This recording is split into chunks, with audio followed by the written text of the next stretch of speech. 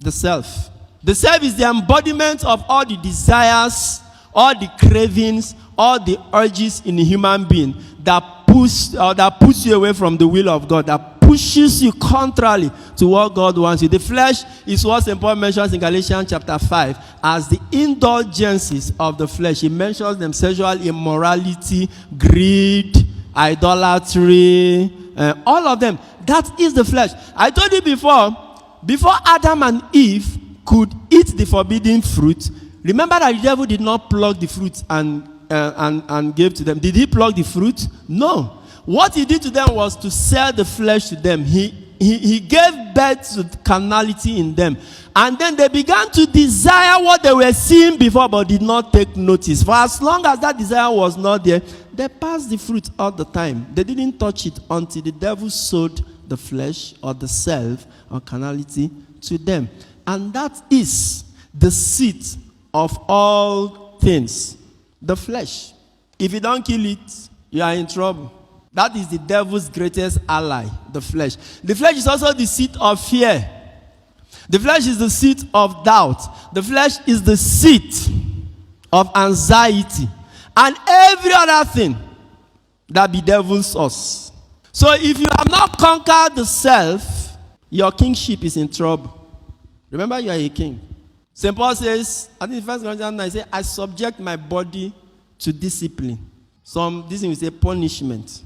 Lest, after preaching, I might find myself outside. The flesh. It is the flesh the devil works with when he comes. If you don't conquer it, like I said, every other thing is just going to be fun. Every other enemy is going to exploit the flesh. So that is the first thing that we do as a Christian.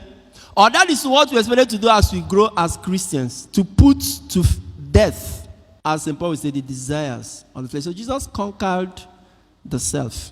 So when the devil now came to tempt him, remember the Bible says at the end, or even during the fasting, the devil now came to tempt him.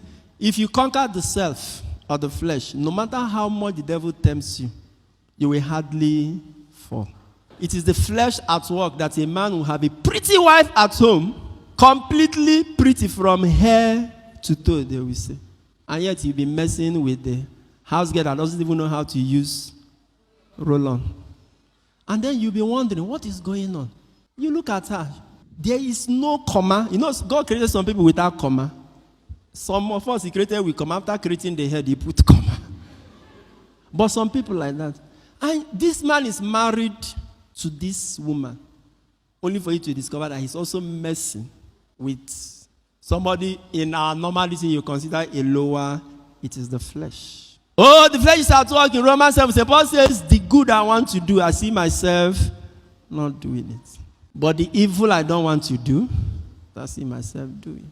It's the flesh that will make the best friend of a man begin to even go after his wife in his absence. Oh, this story. A man was going to war. He was not sure whether he would come back alive. He has a very pretty wife. He locked her up and gave the key to his best friend and said, if I don't come back, open and then marry. Because I don't see any other person I can trust my wife with. With every heart, the man was going. The man has not gone far. When his friend was running, his friend met him. He said, what is it? He said, nah, this key is the fake key. He did not open his place. The key is not. He has not gone yet. The man has already started trying the key. The flesh. 2 thieves went to steal yam. They stole yam, feed their basket. They were going. The road was narrow. The one behind stretched out his hand to take one from his friend. His friend turned and saw him, caught him with his hand. Now what is it? He said, Kai, it is bad enough that both of us are thieves. But for you to steal, he said, now your own case.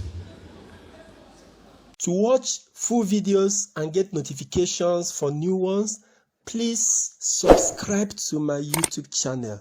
God bless you.